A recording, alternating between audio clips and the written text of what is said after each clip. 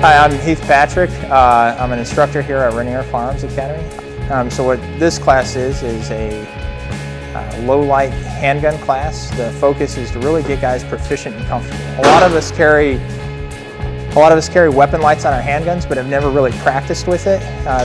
Guns that we carry every day. So what this is getting us comfortable. So when we are in this situation, if we do have to draw and use our weapon, we're the most prepared possible for that.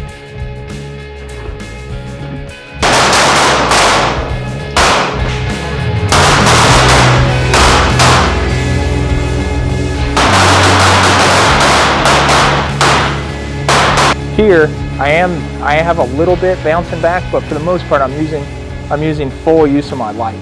I had a great time. I learned a ton. I learned a lot about how to run my gun in the dark. Super important to me. I feel way more confident if I ever find myself in a situation in the dark.